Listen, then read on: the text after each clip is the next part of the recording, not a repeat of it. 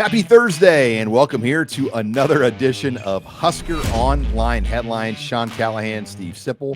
We're presented by Sartor Hamann Jewelers here in Lincoln and Grand Island, and also our title sponsor, StayHome.Care. If you've never heard of StayHome.Care, they are a great company. They provide individual services for those in need. It could be a friend, a family member, a loved one. And they do the simple tasks: cooking, cleaning, laundry, meal prep, rides, whatever it is. The simple companionship. They're there for you and your family and your loved ones when you can't be there. Call them at 402-205-2233. They're a Lincoln-based company, but they service the surrounding areas as well. And they have over 100 people that work for them and go directly to homes to work with your family and your loved ones. That's StayHome.Care. But we're back home. It's going to be nice, Sip. We're home for 40 plus days after Kansas City. So, a lot to get to. Let's get right to it. Headline number one, let's set the stage for this long home stretch of Nebraska football. It's got to be one of the longer ones we've ever seen, where they're not going to leave Lincoln now from August 29th to not all the way to October 11th. Take advantage of it. A lot can happen in that stretch, starting with this game, which I think it works out really well for the program, and that it's a night game. I sit by a guy every day in a radio show named Bill Bush, that if you don't think that players show up sleepwalking at 11 a.m. sometimes, Bush says it's a constant problem. The level of flow and just of a 11 a.m. kick, it's just always, sometimes it's not there. Teams rarely come out.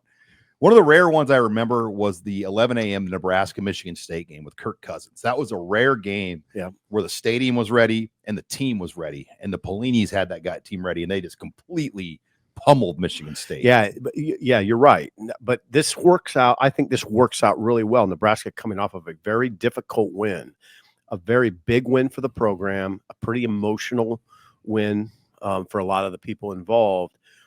And now you get this test against a team that, let's face it, got blanked in its opener against Wyoming, lost 10-0. You could have, what I'm getting at, Sean, is you could have a letdown.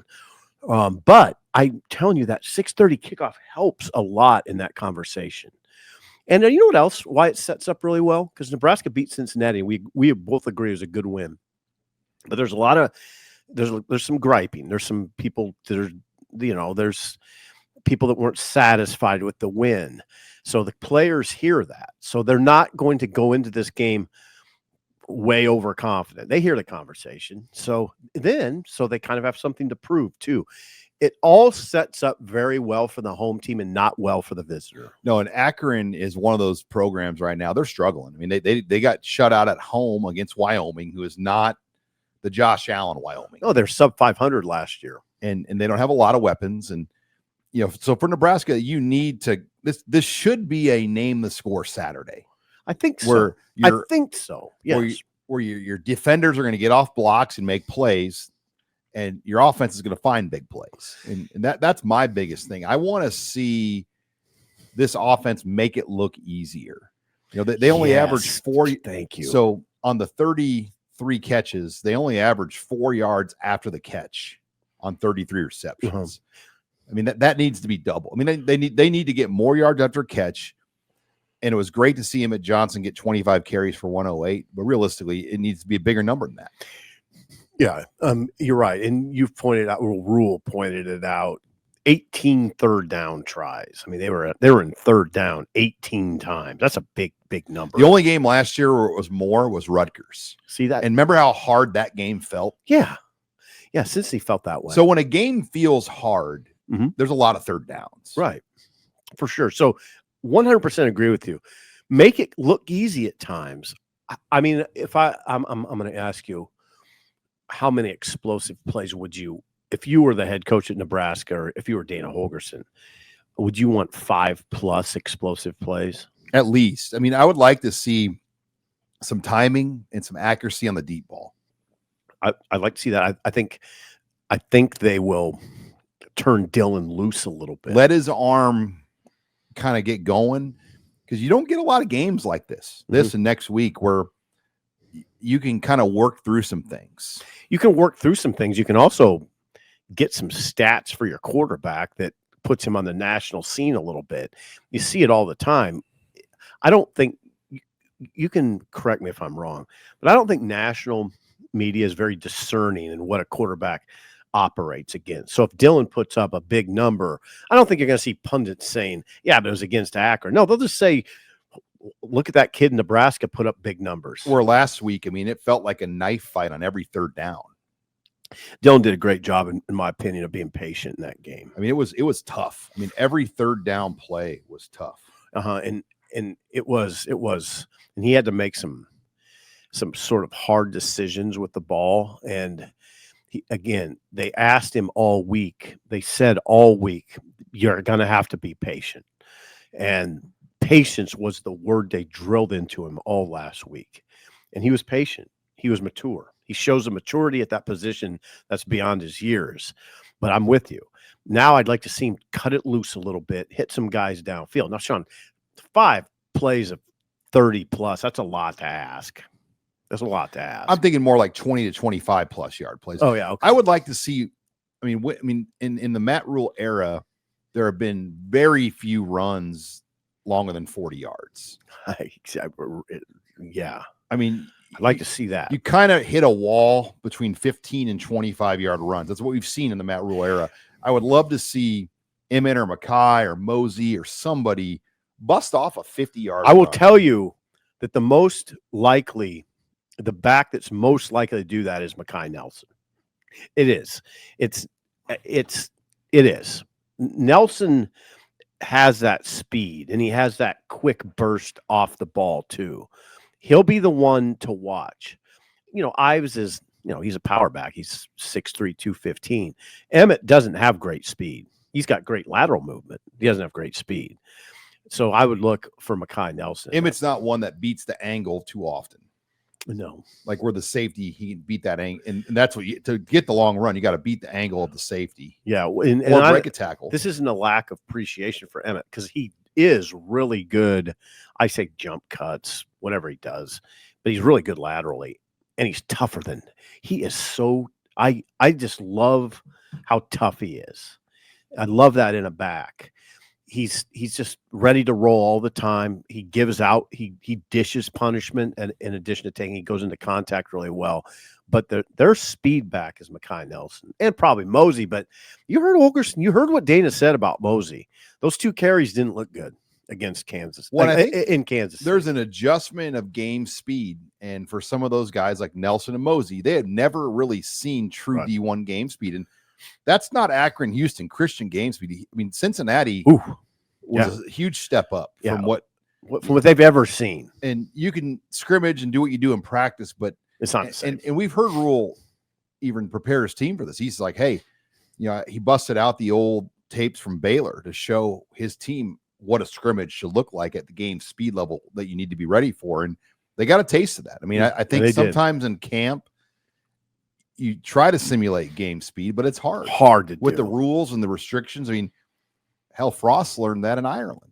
They weren't ready for game speed when they played Northwestern. It didn't look like it. They weren't ready for game speed when they played Illinois in an opener. So there is a challenge, I think, when you open with a Power 4, because the level of speed that comes at you in game 1 is tough. It's more, and especially challenging for the younger guys, particularly a true freshman running back. And that's where the great programs, their practices are wars, and you're ready for it. Mm-hmm. And I think that's where Nebraska is still growing, where it did take a minute or two for them to kind of get to where they wanted to be. But yeah, big night, Saturday night, opening this home stretch off, and we're going to dive more into the details of that. But before we get to headline 2, again, we're brought to you by StayHome.Care. Call them at 402-205-2233. Learn more about the services they can provide for you. Also, we are brought to you by our presenting sponsor, Sartor Hamann Jewelry. Make Sartor Hamann Jewelers your go-to for your Husker jewelry needs. Home of the one-of-a-kind handcrafted Husker jewelry featuring our famous 14K karat gold corn cob earrings and pendants. They're handmade right in Lincoln, their master jeweler shop, with real gold and emeralds for the leaves. These are limited in supply. I was actually in there, by the way, and saw them myself this weekend. And they are really unique. the corn cob earrings. They also have the state of Nebraska pendants featuring the outline of the great state of Nebraska with a ruby in the place where Lincoln is on the map, and got my wife one of those. So I stopped in there for her birthday, picked up one for Lisa. Which one? The state of Nebraska. That $160 deal? Something like that. Yeah. What I was going to say is the prices are really reasonable. I might have got the nicer one than that. I was going to say.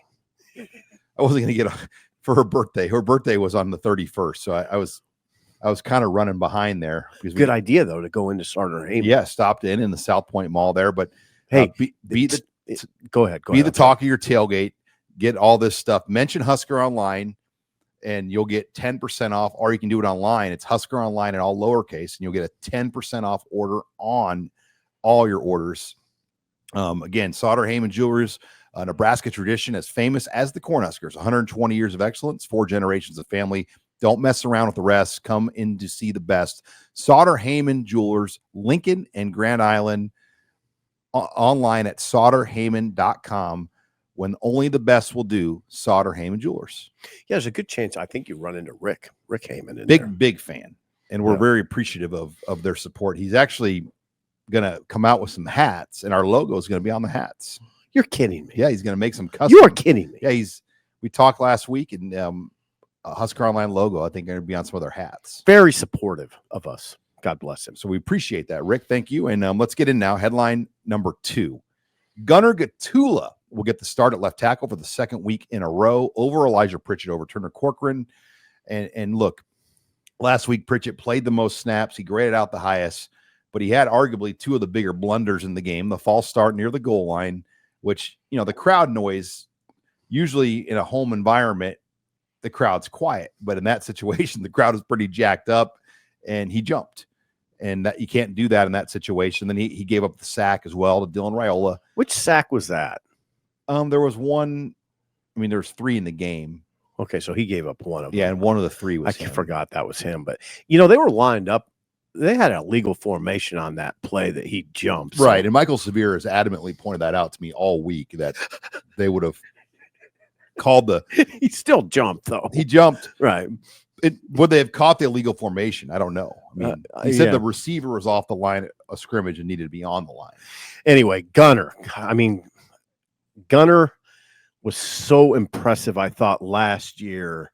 Stepping in. Yeah, he started 9 games last year, even though, he played a few of those games at least with a bad shoulder.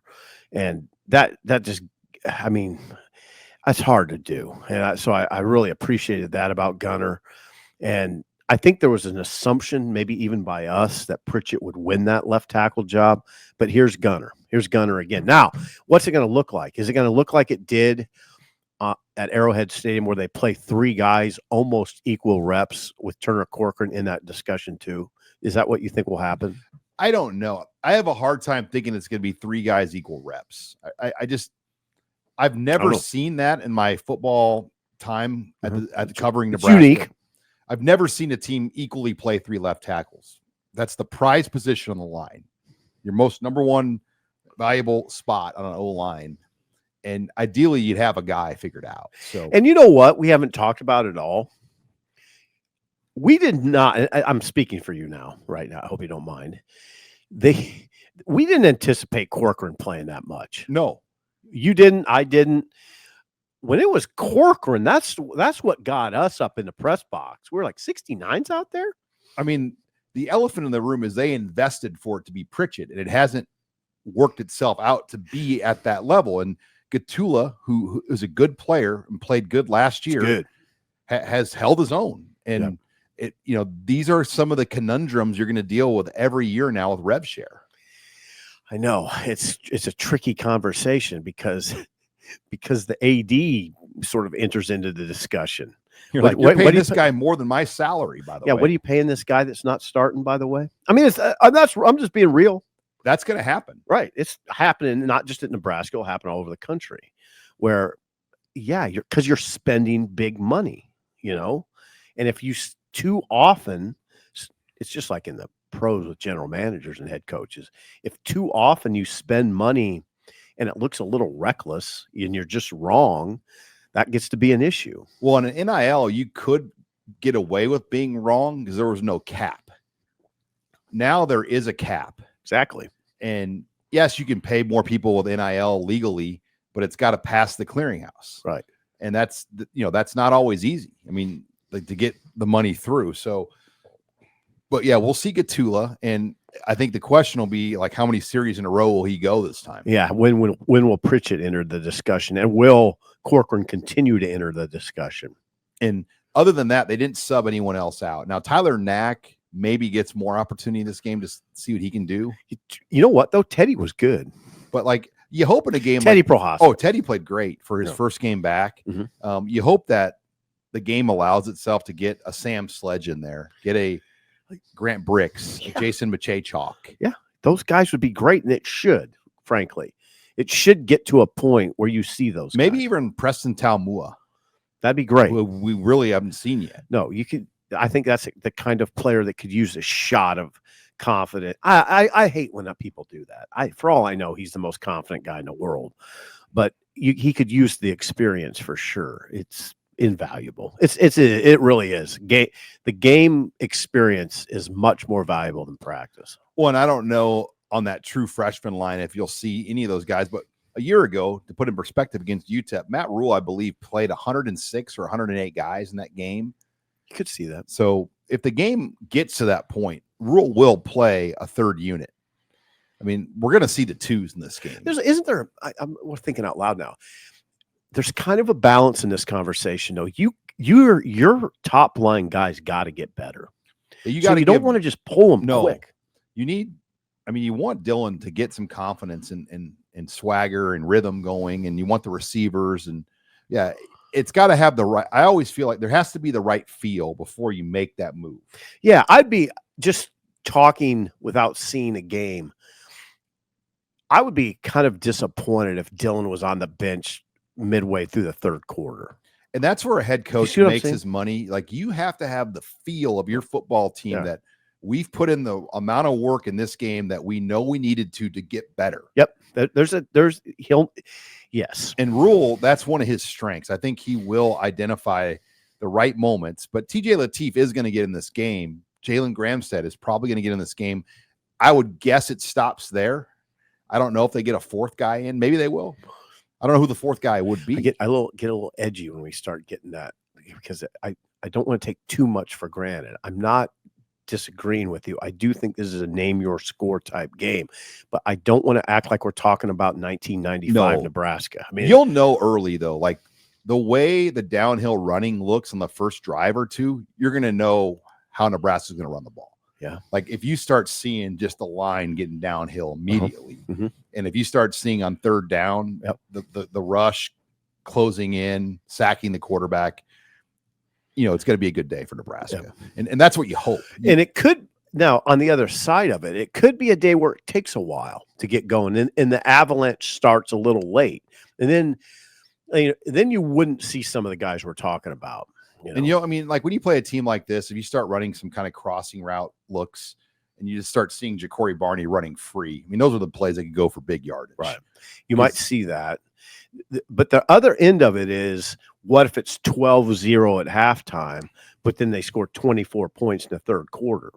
Then you don't see as many guys, It is. These are harder games to manage than you think, because you have an expectation of what it should be and what you want to get out of the game, but everything has to go right to get to that point. Right. So I'm open-minded about it, except I think Nebraska could cover, 34. Last I saw was 35.5. That's a big, see, I said in Beatrice today at the Husker lunch, they should cover, but there's not been a lot of games over the last 3 years when Nebraska has scored more than 35 points. Right. I said right. That's a big number. That's a big number. Like, when's Nebraska scoring 50 is not. That's what I mean. That's why I'm uncomfortable going into that conversation. The discipline it takes to consistently finish drives off of touchdowns. Yeah. And we haven't seen that from Nebraska in this era yet. I think they have the guys to do They it. have the guys. I think so. I think last week's game was such a knife fight that you just don't know like what to expect. Yep. I mean, that was a full-fledged knife fight. And it was, I think if we're looking big picture, I think that's just a great game to start with. I mean, it really tested them, so, and they won. And it was, I mean, if Nebraska on the opening third quarter drive scores, they go for that fourth down. If 20-3. Then at that point, it's a whole different game. If they get to 20-3, I thought, yeah, they got to control. And then now Sorsby will have to throw. Mm-hmm. And it was set up where they didn't have to have Sorsby throw down the field. What, just for the sake of discussion, okay, it gets to be 23. Now, what Cincinnati's going to do is turn up tempo, and the tempo hurt Nebraska. So I wonder what that would have looked like.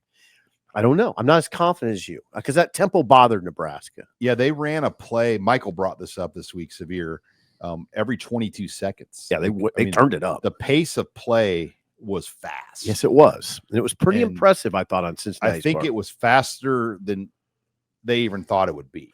Right. Cincinnati turned it up, and that quarterback is dangerous. He's a dangerous runner. Well, the time of possession, too, was real. I mean, Nebraska held the ball so long, 18 third down plays, and they converted over half of them.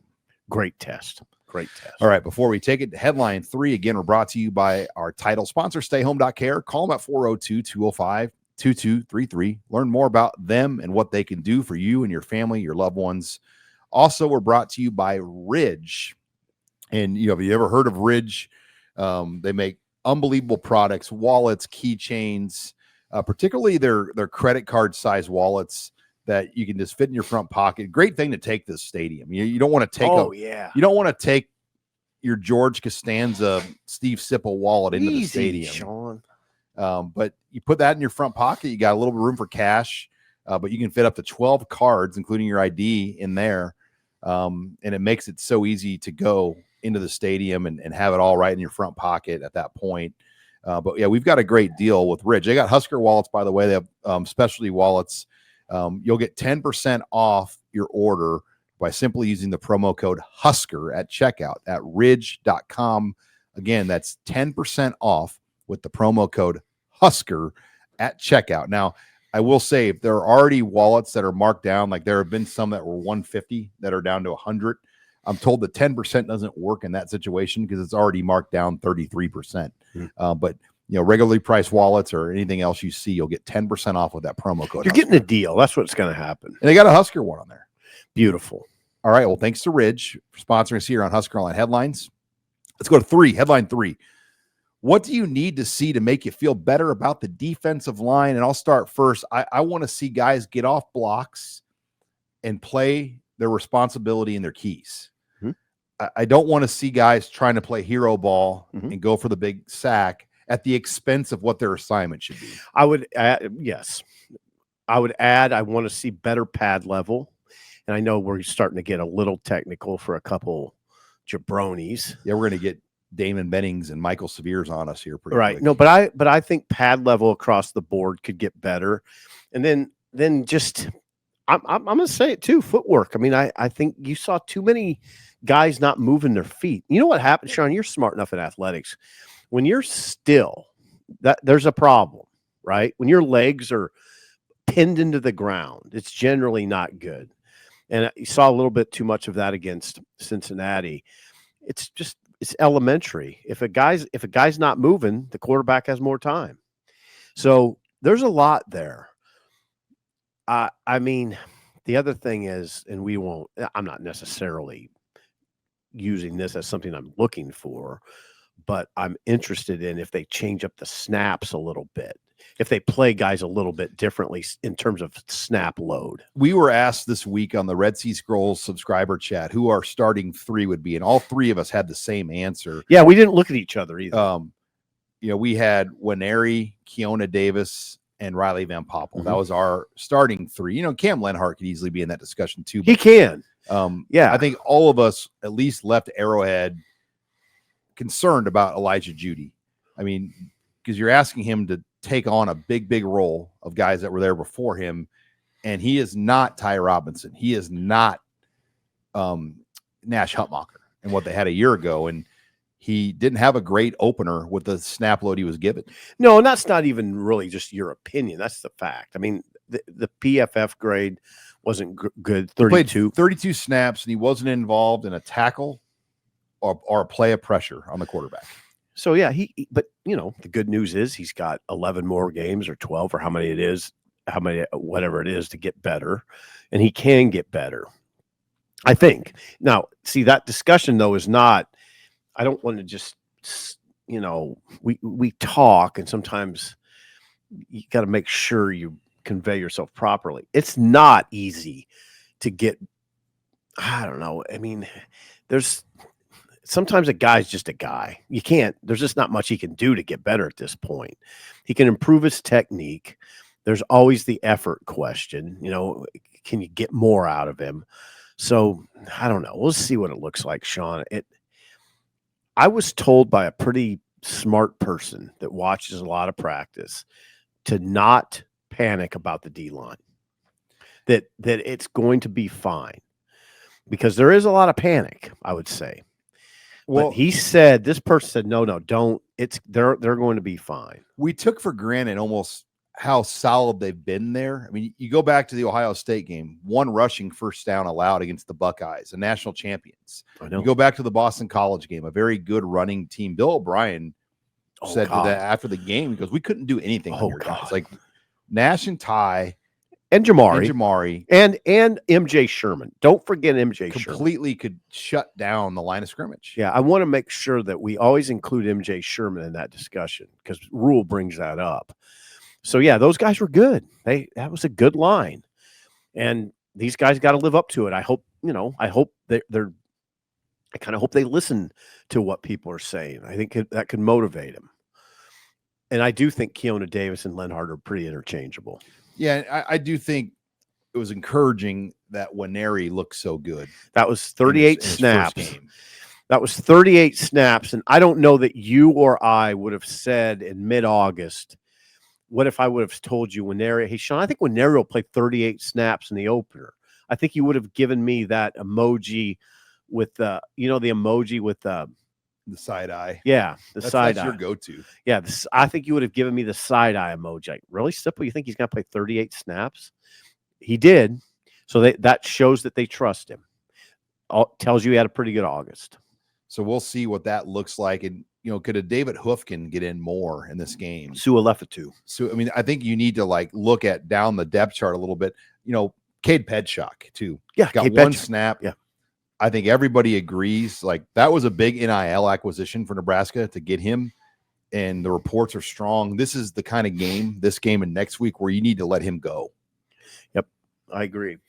A lot to ask for a true freshman to lean. It's a lot to ask to lean on a true freshman. It's not a lot to ask to have him help, but it's a lot to ask to lean on him. So there's a fine line. Can that one snap be closer to 15 or 20? Ooh, that's a lot. But yeah, I'd say 10 to 12. I'd like it to 10 to 12. What's Jalen George? We don't know what Jalen. Because ideally, in a game like this, your top level guys aren't going to go much beyond 25 or 30 snaps. Right. I mean, if you're getting 3 and outs and getting off the field, that's about all it should be. They should be really hungry up there this week. They should. This will be a big game, though, just to get the pass rush home more. I mean, look, no sacks or QB hits last week. Got 9 pressures. Where's the pass rush going to come from? It's one thing that defensive coaches will tell you, Sean. I want to see if you agree with this. You played football at some level. Use that term lightly. Sean, it's hard to scheme around a vulnerable D-line. You just don't. It's not a matter of saying, we're just going to pressure. We'll just have to pressure. I mean, offensive coaches know that's coming. Well, yeah, because when you're pass rushing a quarterback, you're already at a numbers disadvantage. You're rushing 4 on 6. Right, and the offensive coaches work on it. That's the first thing they're working on is your pressure. I mean, if you're only bringing 4 and they have 5 linemen and a running back and maybe even a tight end, you have to be able to beat somebody. Mm-hmm.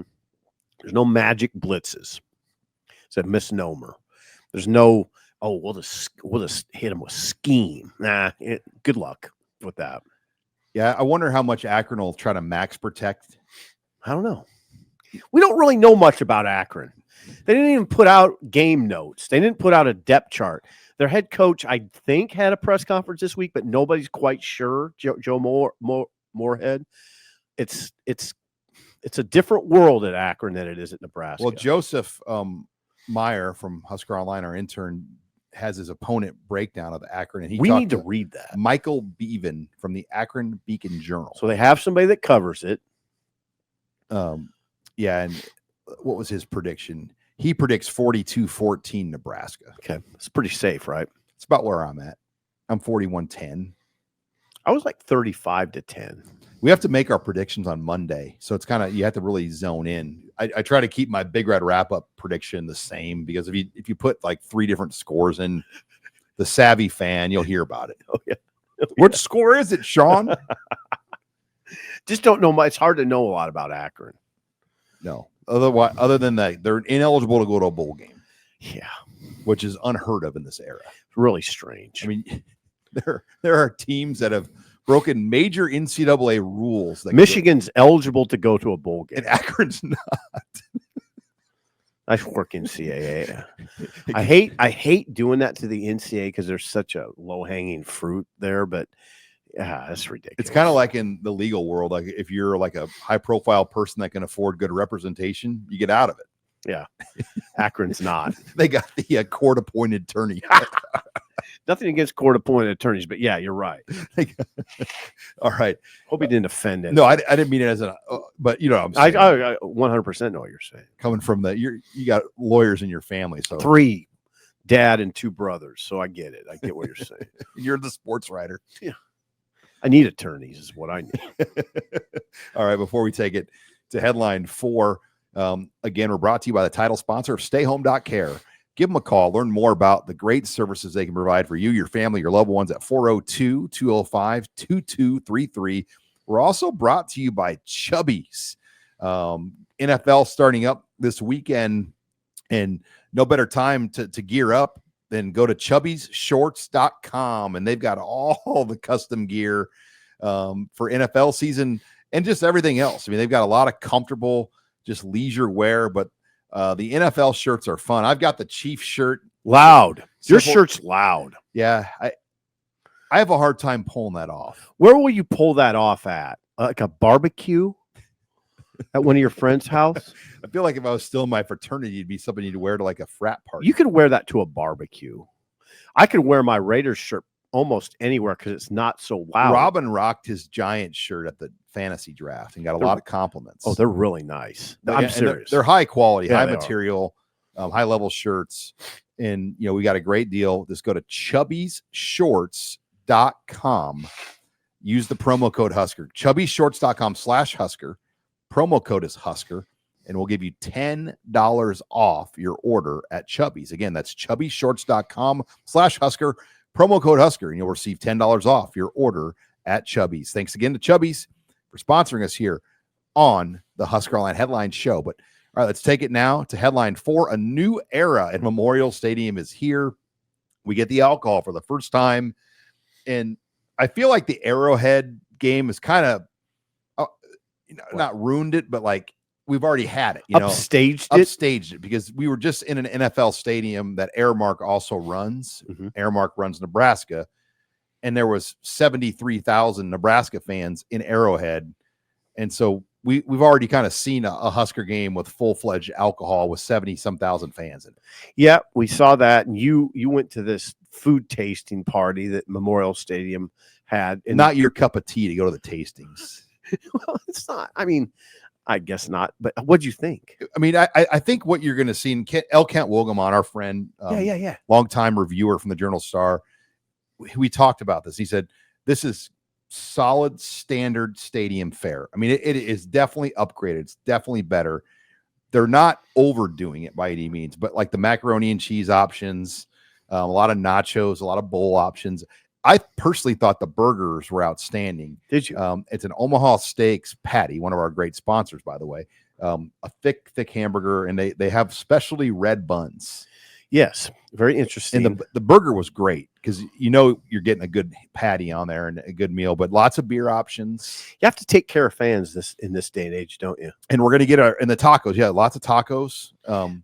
But I think this is kind of phase one sip of what this is going to be down the road. As the stadium improves and upgrades happen over time, this is going to get better and better.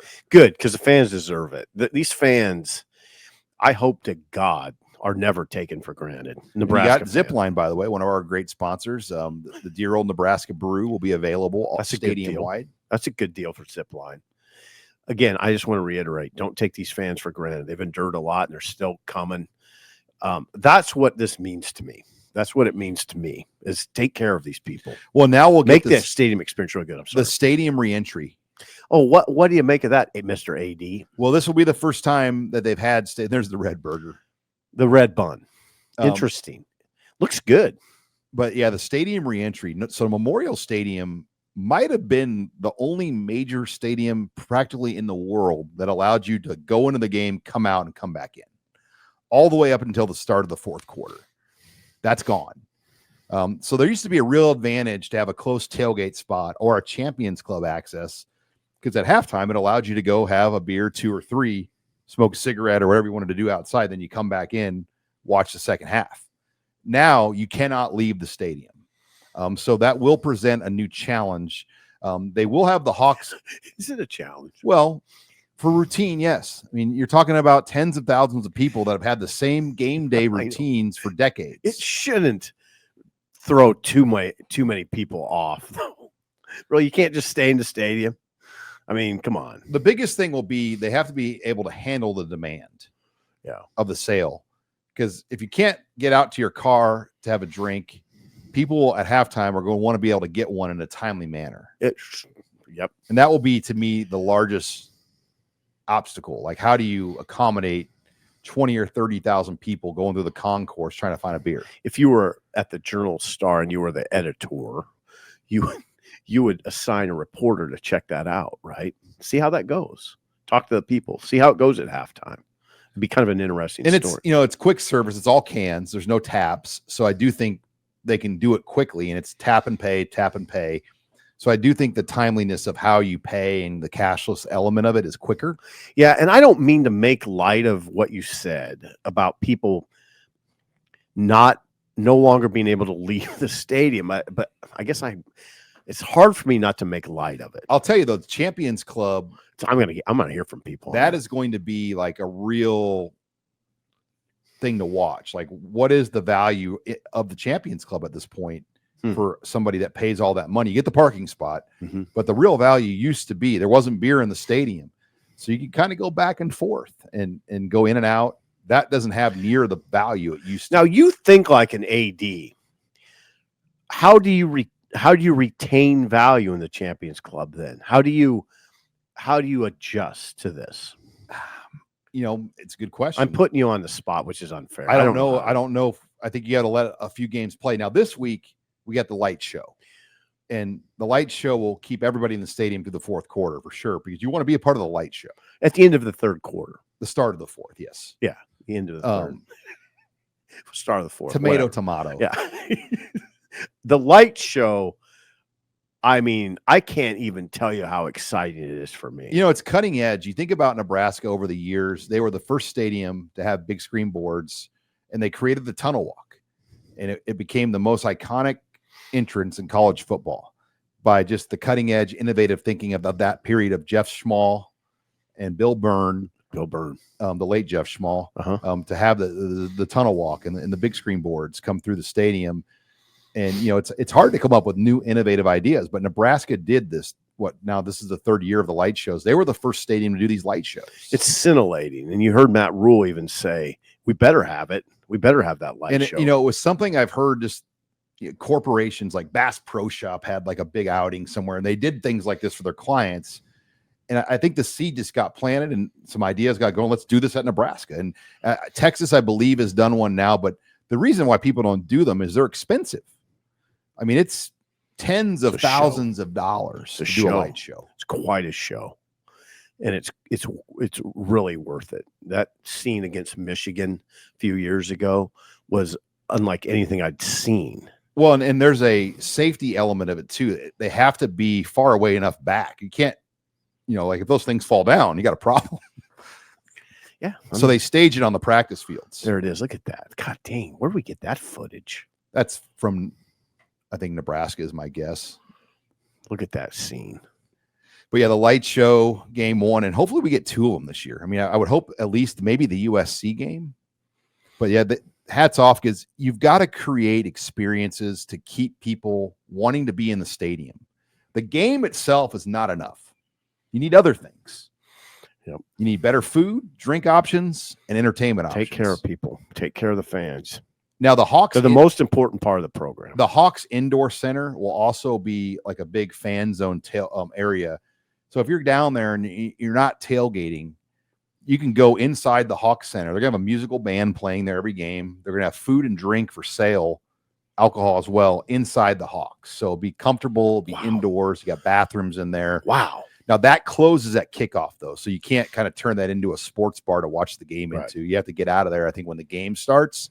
But that will be a new thing, too, on game day. That's good. One thing you could do with the Champions Club is just ramp up the interior presentation of the Champions Club. Maybe more TVs. Maybe, I mean, really ramp up the food options in there. What I've noticed Drink is people that go into the Champions Club, a lot of people pull in, like, at the last second.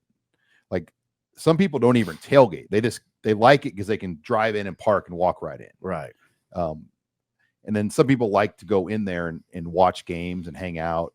It's something that we've never, I don't pay much attention to because we're not. I've only been into it like once or twice in like 20 some years during a game day. And it's our friends at Acres have a big spot there. And so I popped in there to say hi to them a couple times. That's really it. Because you are a politician. Well, it's hard. You don't have a lot of time. No, you don't. We don't. We're scrambling. I have a book signing, by the way, I believe at the Nebraska bookstore. When? Saturday. I don't have the official time in front of me yet, but I believe game day, 3:30. Game day.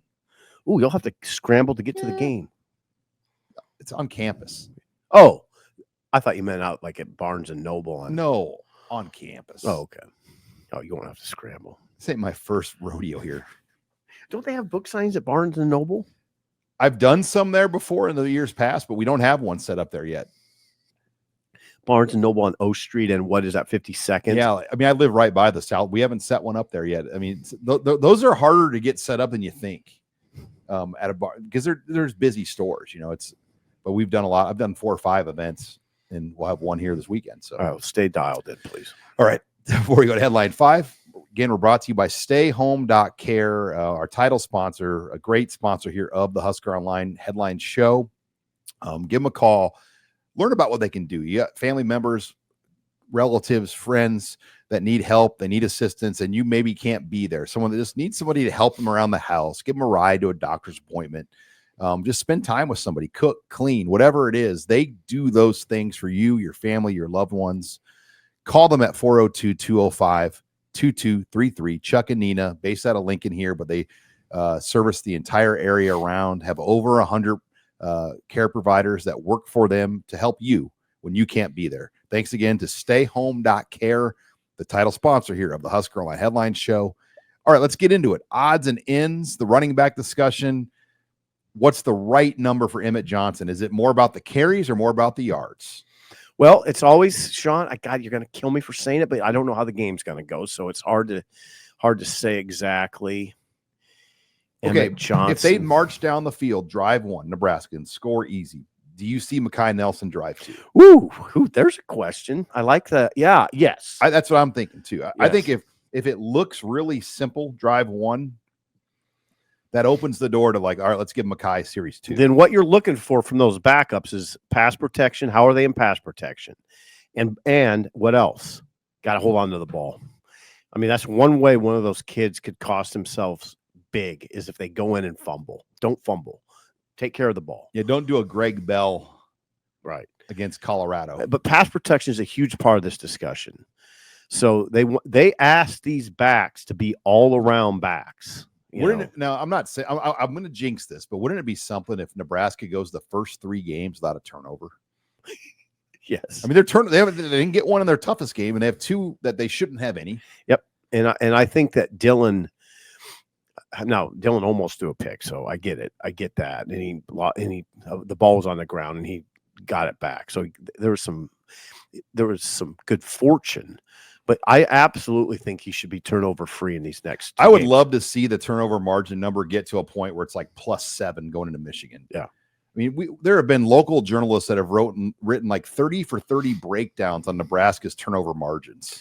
Yeah, I mean, it's pretty good for me just to say if you're minus in the turnovers, you're probably not going to be very good, and I don't need a long story to tell me that. Just one line would Basically, help. miserable stats that just make you more miserable.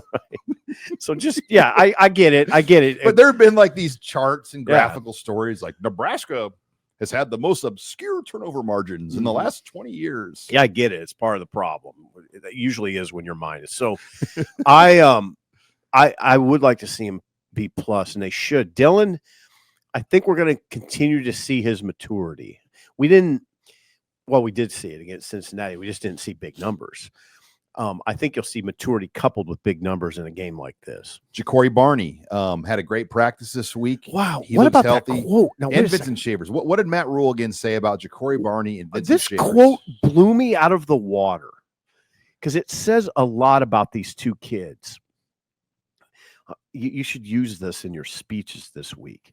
Rule said Vincent Shavers and Ja'Cory Barney raised Nebraska's level of practice on Wednesday. Rule said Shavers and Barney brought a whole different mindset to the program. Wow. I mean, that's high praise, right? That is high praise for those kids. And we've seen it we've got a better idea on that subject about Ja'Cory. I mean, he does that thing where when a field goal kicker's kicking, he goes out there and makes a bunch of noise and exhorts them, but also is very positive. He understands the importance of those place kickers. We haven't heard a lot of that kind of talk about Vincent Shavers, but it's important because Shavers is so talented. When you have your most talented players also bringing the proper mindset, now you're onto something here. I mean, that's big because you see Shavers. What's the word you always hear about Shavers? Explosive. He's got a knack to make plays. Yeah, explosive. And now he's bringing a proper mindset. God, that was a telling comment by Rule. Some breaking news on transfer portal. This came out from the NCAA and the FBS Oversight Committee. The proposal now for the transfer portal would be a 10-day window, January 2nd through January 11th. You would have a 10-day notification of transfer window that would replace the current structure in which football student athletes may initiate notification during a 20-day period in December and a 10-day period in April. So this would be a change to that. Really condensed. Yeah. Under the recommendation, undergraduate and postgraduate FBS athletes could enter the portal between January 2nd and January 11th. And I think the real issue that you run into now with rev share is it's hard to budget and manage your money when the portal is open for so long. Yeah, good point. And then, I mean, you're almost throwing guys out of your locker room to make room for guys you want when the portal has longer windows. So that will be something. God, there'll be a lot of movement in the 10. I mean, think how intense that period could be, Sean. Yeah, you just wonder if it will be enough time to get all these guys into school in January. But yeah, the way I'm reading this now, I don't believe there's going to be a April period anymore. January 5th through 31st would remain the recruiting period when coaches can have contact or evaluate prospects. The recommendation does not change the existing quiet and dead periods during the coaches' convention. So yeah, the way I'm reading this now is there would just be one window and it would only be a 10-day window. That would be really intense. Yeah. Don't make any plans. Yeah, no NBA games. Well, no, that would be when guys enter, but then you'd have all the visits happening after that. Oh, so the visitor part of the portal as well will be really big. Is that effective in 2026? Immediately, yeah. The vote will go on October 1st, and to get to this point, it tells me they know it's going to go through probably. Okay, we'll see on that. So December, the entire month of December now would become a recruiting dead period. coaches could write and text and email prospects, but they can't go off campus and visit anybody. Oh, they're recruiting off other people's rosters in So December. December has completely changed. Yeah. I mean, you heard Dana Holgerson. He said, "I've never been around for a bowl month." Right. I mean, and that's how it's going to be going forward. They're not going to have coaches flying around the country around bowl schedules. They're doing what they can to kind of curtail this all, but one window, January 2nd through 11th. Okay. So that's something to watch moving forward here with the transfer portal. And then other odds and ends, OU, Michigan, you got Oklahoma State, Oregon, Iowa, Iowa State. Huge game. All big games. All for the Big Ten, by the way. Watch Iowa State win that game. I'm gonna call it double-digit win for Iowa State. You think so? Yes, I do. Iowa State looks pretty good. They handled Kansas State in Dublin, then came back and were really impressive against South Dakota. Now, you can say all you want. We've experienced it here when Nebraska went to Dublin, then came back and played North Dakota. Kind of a Kansas tussle. State almost lost to North Dakota. Right. Kind of a tussle. Iowa State's got something. And you know what? What I've heard, Iowa's not very good up front. My question, though, can Iowa run the ball on them at a high level? They went for 300 and some yards against Albany. Congratulations. You ran for 300 yards against Albany. But Gronowski only threw for 44 yards. 44 yards.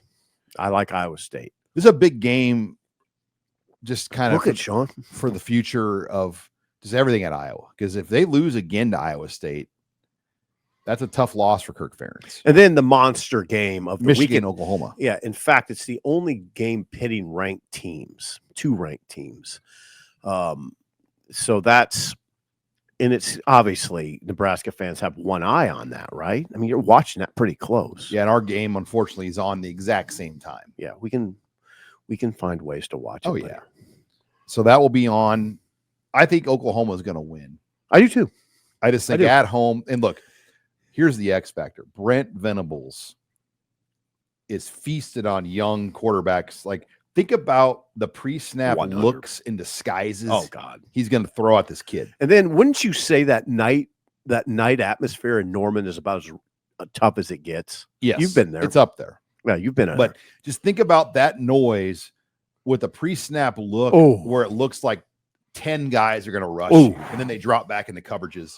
I mean, Venables will have this kid spinning. Love Oklahoma to win this game.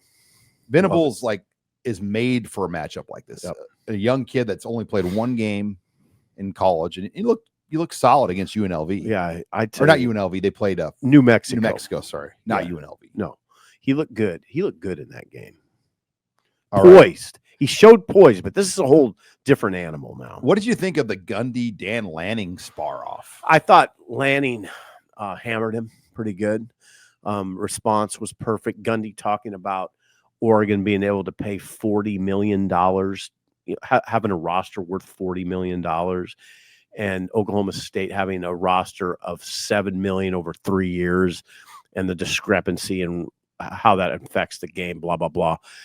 And Lanning said, hey, I want to lead a championship program, and we have the resources to be a championship program. My argument back to Gundy would be like, you had the original money guy. You had T-Boom Pickens. Yeah, and he was there. Gundy was there for that. And who they played in the opener? We don't even know who Oklahoma State played in the opener, but it was a team, like an FCS team, that doesn't have near the money that Oklahoma State did. I don't know what Gundy was trying to get out of that discussion, but he had an ulterior motive. What would it be? What would it be? Is he telling his boosters, we need more money? Is that what that is? I just think in the Big 12, though, I mean, Scott Dockerman broke this down. Like, Iowa State only got like $35 million, and Big 10 teams are going to make $82.5 million. Right. I mean, how do you match that? You don't. Yeah, it becomes a decided advantage for the Big 10 teams. You can have boosters for a short period of time help close that gap, but you can't expect boosters to close that kind of gap annually. But is that why I'm just suggesting that there's a reason Gundy went down that road? Is that what it is? We need some people to step up to help pay these players. The thing is, Oklahoma State without Mike Gundy, you just wonder what they'd be. I mean, it just depends who you get. He's their best coach they've had. But Sean, I never closed the door on that. Media does this a lot. it doesn't mean they can't get somebody better. But if they're $50 million annually below SEC and Big Ten teams, that's really hard. I mean, what are they? And who are they attracting? Does that rule out a guy like Jimbo? Would Jimbo Fisher look at that job and say, I'm not going to coach in that league? Why am I going to put myself at a disadvantage? Yeah, you would need an oil guy or two to go with it. Okay, now, see, that gets into a broader discussion. It's really interesting. So not only is the Big 12 at a disadvantage in terms of player talent, do they get at a disadvantage in terms of coach talent? Because there's certain guys that aren't going to go there. Like a Jimbo, like a John Gruden, like a Ed Orgeron. All those guys are available. Would they go to Oklahoma State? No, they wouldn't. They probably wouldn't, right? Like Matt Campbell has done great at Iowa State, but I think if the right Big Ten job came his way, he'd be out of there. Yeah, I think so. I mean, like I'm talking like a Michigan or even a Nebraska. Yeah, but yeah, yes. I mean, like a job of this caliber. Yeah, he just re-signed, so I don't know what he was thinking. Every coach just re-signs. It's true. Like, there's never not been a coach that doesn't just re-sign. Right. No, you're right. If you don't just re-sign the coach, that means you're going to fire him. Always be 5 years out. Yeah, like, right. Every coach gets re-signed. Yeah, I don't know what's kept him from jumping, except they had a couple, just so seasons. I mean, Frost was like the only one that didn't get just re-signed. Like Alberts made him kind of haircut. Took a pay cut and didn't get extra years. A haircut, yeah. Venables gave himself a haircut, by the way. Well, that's what he says. Do you give yourself a haircut? Usually you'd not. All right. Well, great Saturday on hand. We'll be back. Husker Online postgame live, probably like an 11:30 to midnight start time. We'll keep you up to date on when we'll get on the air. We don't want to be too late. No, but between 11:30 and midnight, we'll be back. And we had over 35,000 views and downloads on our last postgame show. So a lot of you guys obviously love the postgame show. We appreciate that and look forward to Saturday.